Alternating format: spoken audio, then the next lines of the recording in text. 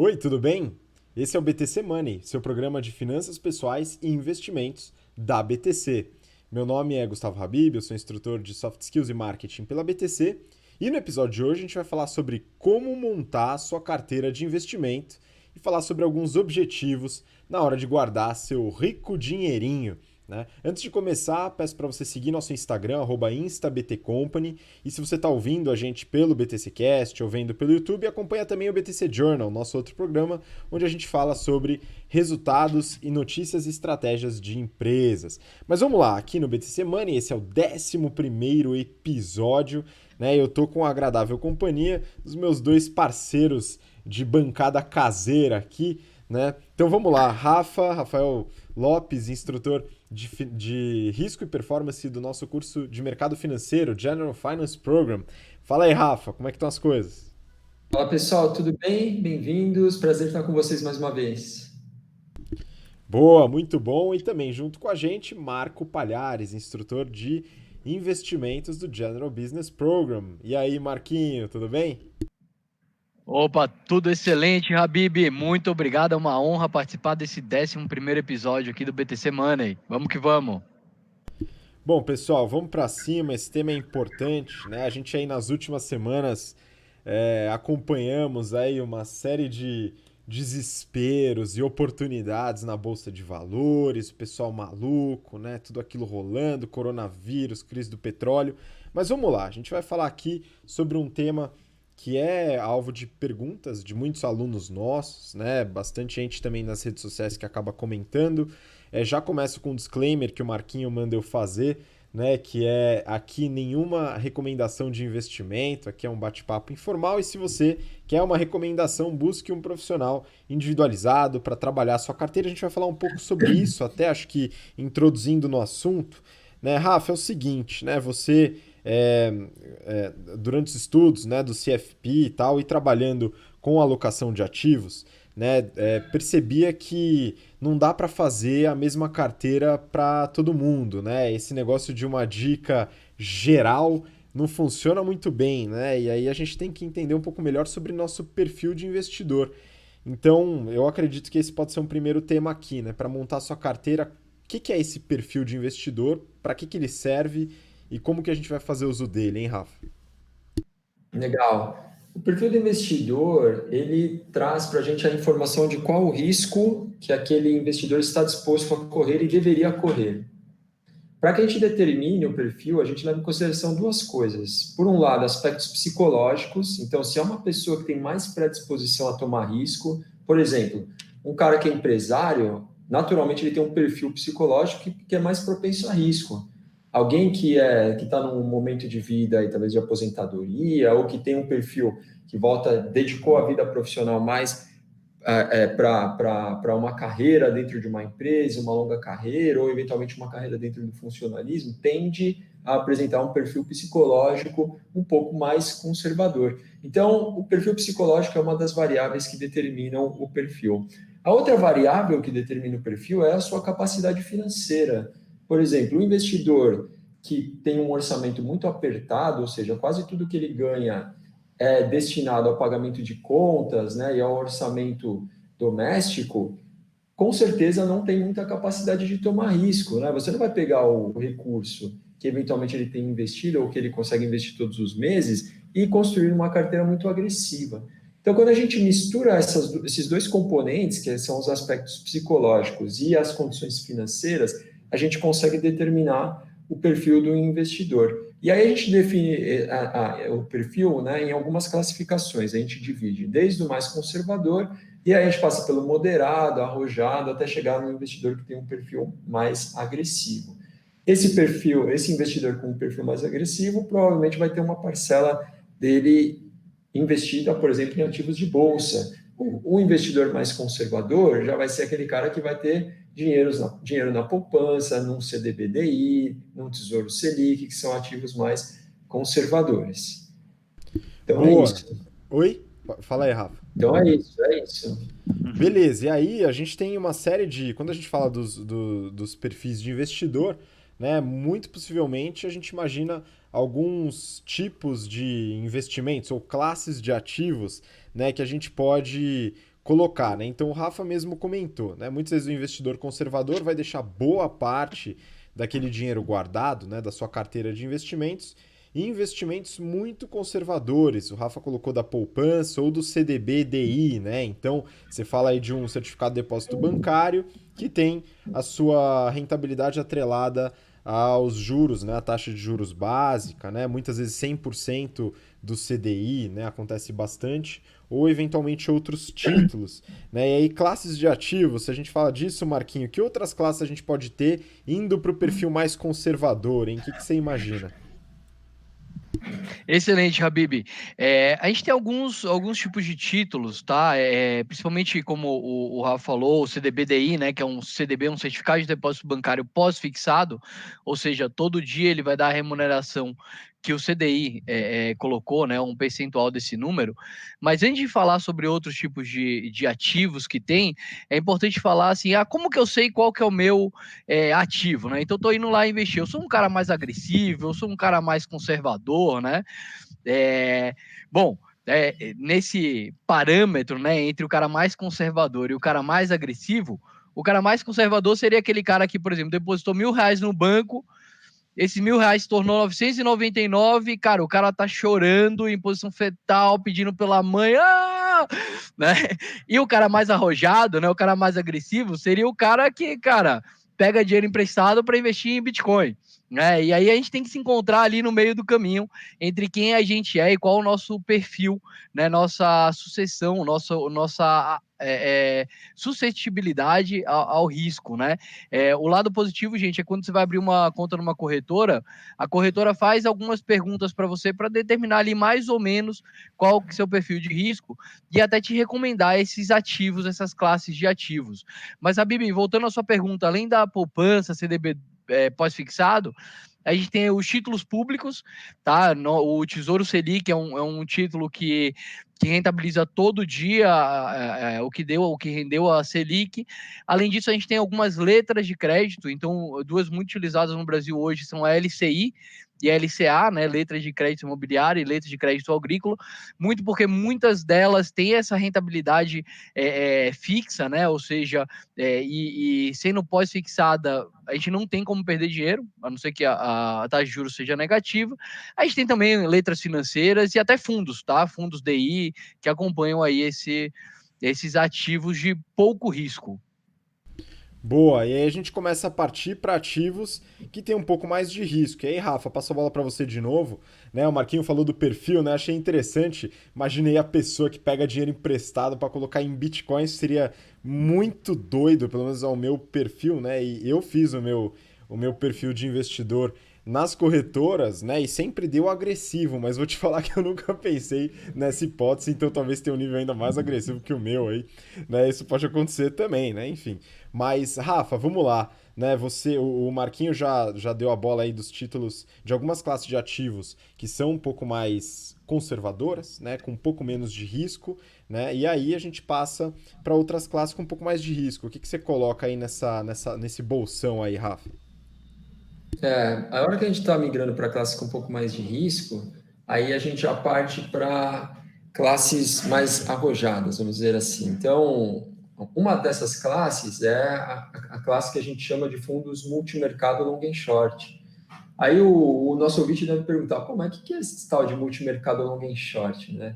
Essa estratégia é uma estratégia que você consegue identificar no próprio nome do fundo. Então, você consegue enxergar lá, sei lá, XP Multimercado Long and Short, né? Ou BTG Multimercado Long and Short, Itaú Multimercado Long and Short.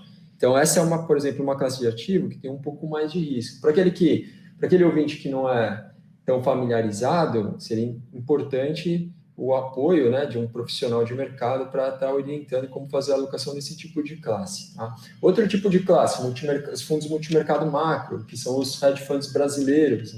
A gente consegue ali ter acesso a diversas estratégias distintas e podem ser veículos interessantes para a gente conseguir ganhos no médio e longo prazo. O que mais? A gente tem a classe dos investimentos alternativos, né? Dentre os quais se incluem os investimentos em mercado imobiliário, que a gente pode fazer, por exemplo, através de um fundo imobiliário, que a gente já comentou aqui em episódios anteriores. Então, dentro também da classe dos investimentos alternativos, a gente pode enquadrar investimento em commodities e investimento em ouro, por exemplo, né, que está tão em alta aí nesses momentos de crise.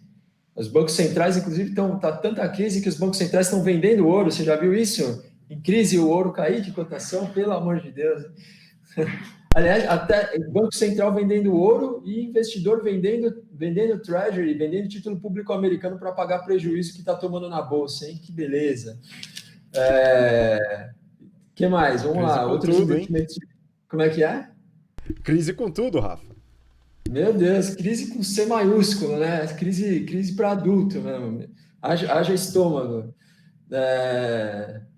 Que mais? Outras classes aí de investimento, né, com risco. A famosa, né, que todo mundo conhece aí, o investimento em ações. E aí a gente pode até dividir, se forem ações small caps, tem um risco ainda um pouco maior do que se a gente estiver investindo em ações de grandes empresas. Então, acho que aqui eu passei pelas principais. E claro, a gente pode falar também de investimentos no exterior, ações no exterior, a gente pode pensar sempre em colocar um pedacinho dos nossos investimentos nessas classes e na classe também de investimentos no exterior para dar uma diversificada na nossa carteira. Então, é também uma outra opção de investimento com um pouco mais de risco. Muito bom, muito bom. Acho que a gente passou por uma série de classes de ativos, né, que a gente chama, então vários tipos de investimentos onde você pode alocar sua carteira, desde os mais conservadores, partindo de poupança, rendimentos que estão atrelados à taxa básica de juros, à taxa Selic. Tem também os títulos públicos atrelados, por exemplo, ao IPCA, o índice de inflação mais conhecido aí, o IPCA. Tem títulos que são os tal do pré-fixados, né, pessoal, que aí já tem uma taxa definida na compra do título. E aí, claro, a gente vai nos próximos episódios até abordar cada um deles com um pouquinho mais de detalhe, mas aqui a gente está fazendo um catadão porque a gente quer começar aí a experimentar a nossa carteira de investimentos, né? E aí, como o Rafa comentou, passando por vários tipos de fundos, multimercados, fundos imobiliários, né, os investimentos alternativos e as ações também, até os investimentos no exterior, que eu particularmente gosto bastante. E aí, pessoal, para montar a carteira também, né, eu acredito que é importante você ter alguns objetivos em mente. Né? Então, o primeiro objetivo que é visto aí, todo mundo imagina que guarda dinheiro, é para se aposentar. Mas eu não acho que deve ser só isso, não. Né? Esse talvez seja o principal objetivo, ou o que o pessoal mais pensa. Mas, Marquinho, eu queria saber de você. Né? Quando a gente vai montar uma carteira ou guardar dinheiro para investir, né? Que objetivos a gente pode ter em mente aí nesse caso? Legal, Habib. Como você falou, a aposentadoria tende a ser aí o principal motivo, ou talvez o maior volume de investimento, né? Com o simples conceito de, pô, eu quero ter possibilidade no futuro de não precisar mais trabalhar, né? E continuar tendo grana para pagar os boletos que chegam aqui todo mês, né? Mas além disso, a vida não é feita só de pagar boletos, né? Principalmente mas não somente. A gente tem alguns objetivos no meio do caminho. Então, por exemplo, eu quero comprar um carro, né? Se bem que hoje, na nossa geração, aí, isso não é mais um grande objetivo, né? Faremos um Mas episódio sobre esse tema ainda. Então, você que está ouvindo, a gente ainda vai falar em breve sobre comprar, alugar carro ou usar transporte alternativo. Mas continua aí, Marquinhos. Só é um isso aí, spoiler é isso rápido. aí. Outro também que a gente pode falar, Habib, é sobre comprar ou alugar um imóvel, né? Então, esse tem sido um objetivo grande das famílias. Eu quero comprar o meu primeiro imóvel. E aí eu posso até trazer uma experiência pessoal. Por exemplo, quando eu comprei esse imóvel aqui, eu estou comprando ele há 3 anos. Então, há 3 anos a gente vem juntando dinheiro com o objetivo de dar uma grande paulada de grana, que é quando você pega as famosas chaves do apartamento. Durante esse período, toda a nossa carteira de investimento estava focada em investimentos conservadores, seja renda fixa pós-fixada e uma parte em renda fixa pré-fixada. Com qual objetivo, Habib? Por exemplo, lá quando a gente comprou, fechou o contrato do apartamento, 3 anos atrás. A gente sabia que hoje, ou seja, 3 anos depois, a gente ia ter uma saída de grana muito grande. Então, o que a gente fazia? Todo o dinheiro que sobrava, a gente colocava em títulos pré-fixados, com um prazo de 3 anos. Por quê? Porque daqui a 3 anos, vulgo hoje, a gente teria a liquidez desse dinheiro exatamente quando que a gente precisava, ou seja, a gente não teve o descasamento de fluxo de caixa. Essa grana do primeiro apartamento, eu não era louco de colocar em Bitcoin, né, ou colocar em bolsa de valores. Então, normalmente você faz os investimentos lastreados em objetivo, né? Por outro ponto, quando a gente fala em aposentadoria, por exemplo, eu penso em me aposentar, em ter dinheiro suficiente, sei lá, daqui a uns 40 anos, né? Esse tipo de investimento lastreado em aposentadoria, ou seja, com o objetivo de se aposentar, eu me dou o luxo de investir em investimentos mais arriscados. Então, por exemplo, eu tenho uma previdência e a previdência ela está no nível mais arriscado. Tem muita ação, tem muito derivativo, esse tipo de coisa. Por quê? Porque eu tenho um longo período, eu tenho 40 anos aí de investimento. Tá? Outros objetivos, a Bibi, abrir um negócio que a gente pode falar, formar o famoso colchão financeiro, né? Que a gente falou no nosso episódio número 1 do BTC Money, e viajar, né? Que também é outro objetivo legal. Pois é, Marquinhos. Então, até aproveitando essa puxada que se deu dos outros objetivos, né? Então, a aposentadoria muitas vezes é aquilo que a gente vê inicialmente, guarda dinheiro para isso, né? Tem os famosos planos de previdência, que um dia a gente vai falar sobre isso com mais detalhe também, mas não necessariamente precisa ser um plano de previdência, o título de previdência, previdência privada, que é usado para aposentadoria. Você pode usar outras coisas, né? Até ia puxar aqui para o Rafa, mas vamos lá, Rafa. Primeiro ponto, o Marquinho falou de um outro objetivo, que é a reserva de emergência, o colchão financeiro, como ele fala.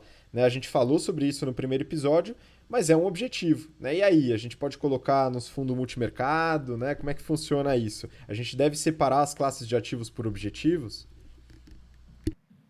Tá tudo interligado, né, Habib? Mas assim, reserva de emergência é uma coisa que é sagrada. Ou seja, você não pega a sua reserva de emergência e fala, nossa, surgiu uma oportunidade na bolsa, bora lá, vamos comprar. Não dá, né? Se fizer isso aí, você vai quebrar a cara, assim, grande chance. Ou então, ou a reserva de emergência para colocar num fundo multimercado, que você fala, pô, você está aqui naquela fase de confiança, né? Nossa, tá tudo dando certo, tô ganhando muito dinheiro.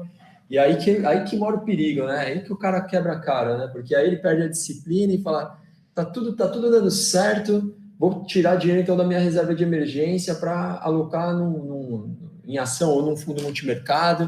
E aí o que acontece?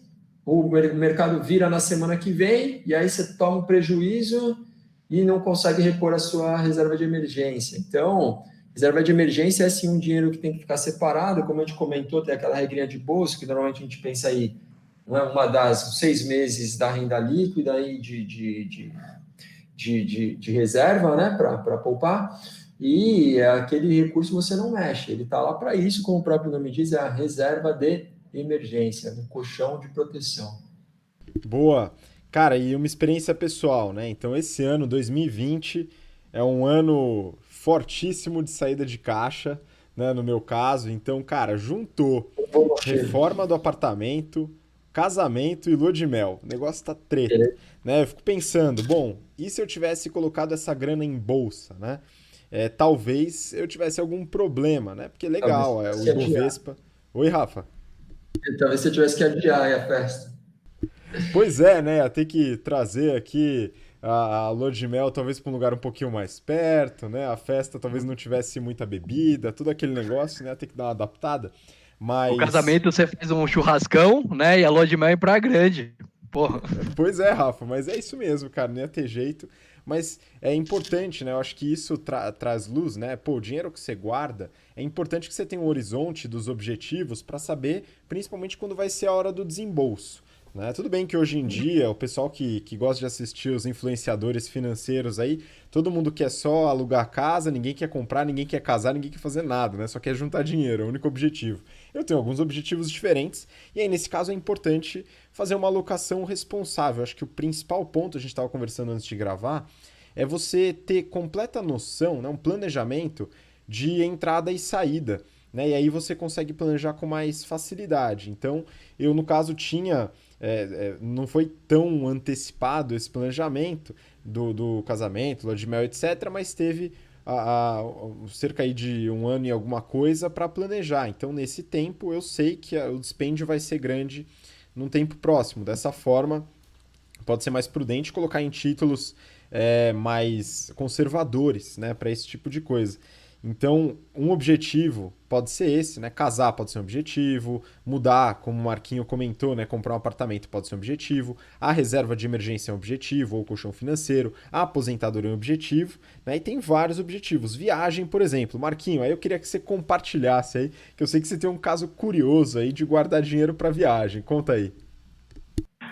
Boa, Bibi. Assim, viagem é uma coisa que a gente tenta não abrir mão, tá? Então a gente sempre tenta viajar lá uma vez por ano, uma vez a cada 2 anos no máximo. Só que o destino, ele é variável, né? E aí, certa vez, eu comentei com Bianca o seguinte, a gente, pô, pega o dinheiro da viagem, esse... É meio contabilidade mental, né? Isso que a gente faz, né? Mas, bom, é como a gente funciona mesmo.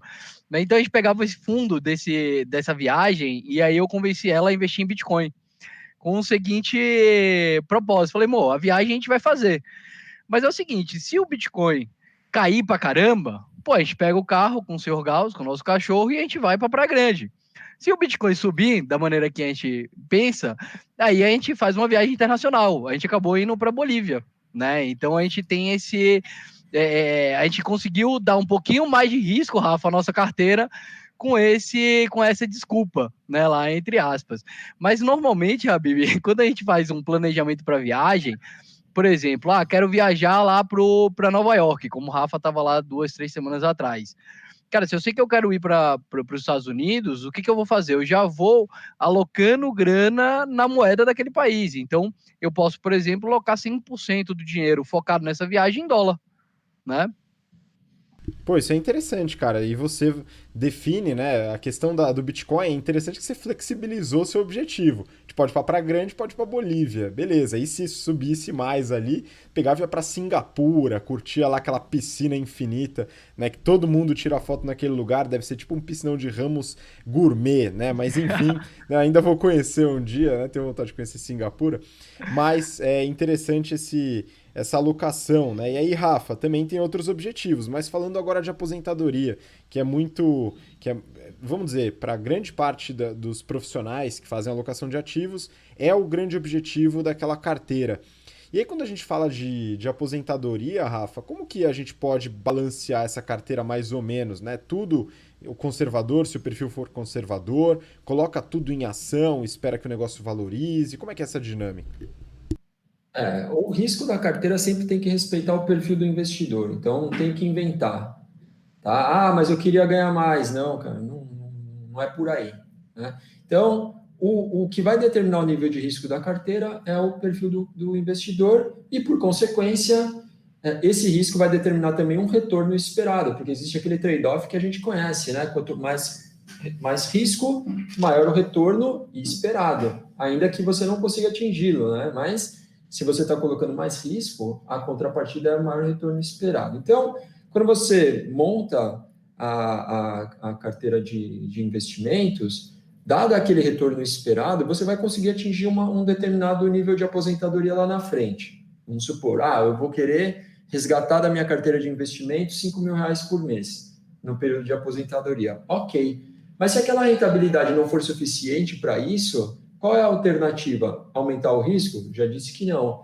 A alternativa é aumentar a poupança. A pessoa vai ter que fazer um esforço para fazer uma poupança maior todos os meses e fazer aportes na carteira maiores também todos os meses. Dessa forma, eventualmente, ele vai conseguir atingir um objetivo que seria o objetivo inicial estabelecido de uma aposentadoria um pouco mais alta, né?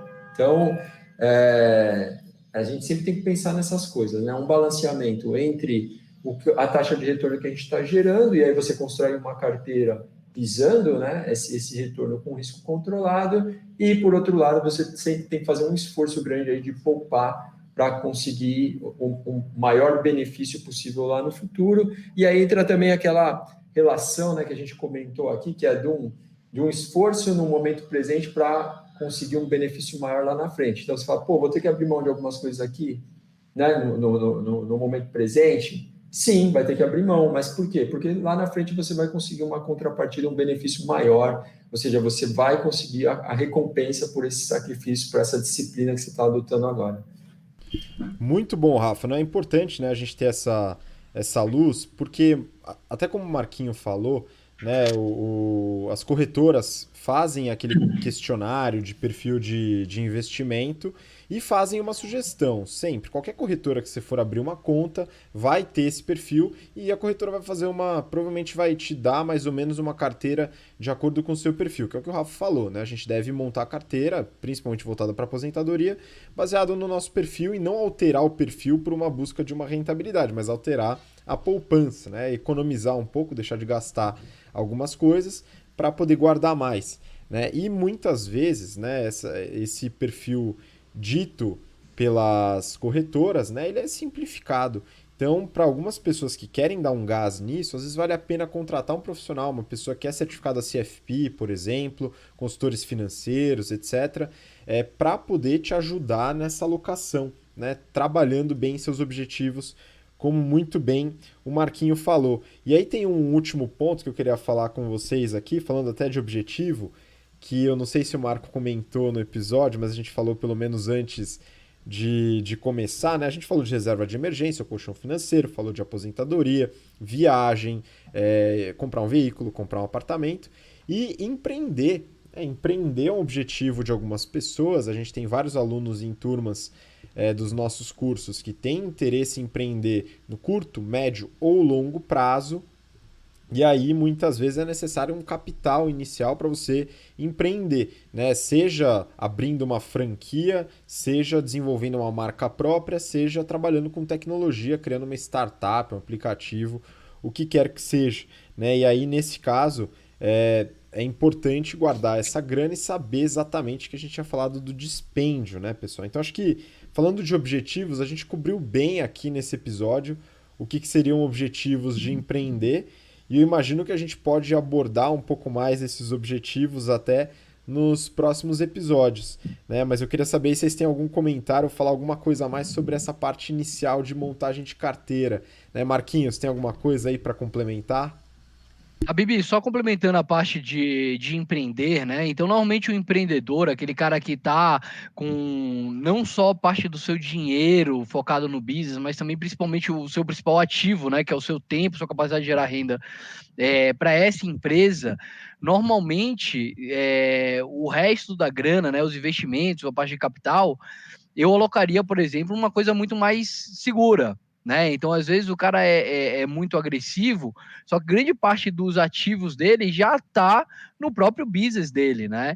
É importante quando você está preparando para abrir um negócio, que você se prepare não só para a grana que você vai gastar no próprio business, no investimento. Por exemplo, vou abrir uma franquia. Muitas vezes tem lá o valor inicial da franquia que você tem que colocar, e aí é importante não haver descasamento de caixa. Mas principalmente, Habib, se preparar para, se no meio do caminho a empresa não der tão certo quanto a gente acha que ela vai dar. Então é importante ter ali o seu colchão financeiro bem estruturado para conseguir continuar pagando os boletos, mesmo se a empresa não for tão boa quanto a gente espera, principalmente no começo, e garantir a sobrevivência da empresa, né? Pô, Então, muito bem esses dois pontuado, pontos. Marquinhos. Isso é importante, cara, porque às vezes a gente, quando vai empreender, é extremamente otimista. É um outro viés, né? Um grande erro comportamental, psicológico, que é o excesso de confiança, que a gente até comentou, o Rafa pontuou lá no episódio que a gente fala sobre economia comportamental. Então, se você não viu esse episódio, não perde de jeito nenhum. Volta lá e dá uma olhada. Né? Mas boa, e você, Rafa? Algum ponto aí para complementar na montagem da carteira, aí a parte inicial, definição de objetivos e trabalhar isso junto com o perfil para trazer as classes de ativos mais interessantes para a carteira? Sim, duas coisas são bastante importantes. Primeiro, você tem que conhecer muito os produtos que você tem à sua disposição, né? Então, sei lá, se a gente está falando, né, que eu comentei dos fundos multimercado long e short, o fundo multimercado macro, tem centenas no mercado. Qual que a gente vai escolher? Se a gente está falando de alocação em bolsa, como é que a gente vai fazer isso? Vai fazer via um fundo, vai fazer via um ETF, vai fazer via um papel? Então, se a gente for fazer alocação na renda fixa, vou pegar um prazo mais curto, um prazo um pouco mais longo, vamos para o pré, vamos para a inflação. Então, é importante a gente ter conhecimento sobre os produtos, os veículos. Isso é uma coisa. A outra coisa importante é a estratégia de alocação, né? Porque se você tem R$ 1 milhão, ou sei lá, se você tem R$ 100 mil, como é que você vai alocar esse recurso? Você vai alocar ele todo de uma vez, em um dia só? ou você vai ter algum tipo de estratégia aí de alocação para investir esse dinheiro, né? Então, são duas coisas que tem que estar no radar. O investidor tem que ter bastante calma e, eventualmente, buscar também aconselhamento fora, que é o que eu comentei, se não estiver totalmente seguro para realizar isso sozinho, tá? Mas é bastante importante que todo esse processo seja feito com bastante parcimônia, vamos dizer assim, né? Com bastante cuidado. Muito bom, Rafa. Até é importante você pontuar sobre os produtos, né? Porque muitas vezes quando a gente fala, né, vai montar um programa, né, as pessoas têm expectativa, deixa eles me falarem um produto que seja interessante. Mas produtos, como você falou, só de fundo multimercado a gente tem centenas, capaz até de ter milhares aí de fundos multimercados disponíveis no mercado. E a gente não pode só ver um fundo, analisar um fundo por produto especificamente. A gente tem que ver vários aspectos daquele fundo, seja liquidez, seja histórico do fundo, a política, né, de investimento do gestor do fundo e assim por diante. Então, o mais importante, inicialmente, né, tudo é importante, mas inicialmente, antes de entender os produtos, que a gente vai fazer nos próximos episódios, que é fundamental, né, essa parte inicial, que foi a proposta aqui desse episódio, era entender sobre a importância do perfil de investidores, como a gente deve categorizar objetivos e alocar recursos de acordo com os objetivos, né, e ter uma noção geral das classes de ativos que estão relacionadas aos riscos e ao perfil do investidor. Então acho que a gente abordou aqui. Fala aí, Marquinho. Só complementando, faltou uma coisa que é muito cuidado com o risco, né? Aproveitar que você falou sobre o risco, muitas vezes é importante você gerenciar esses riscos. Então, eu tenho minha carteira lá 100% alocada em bolsa.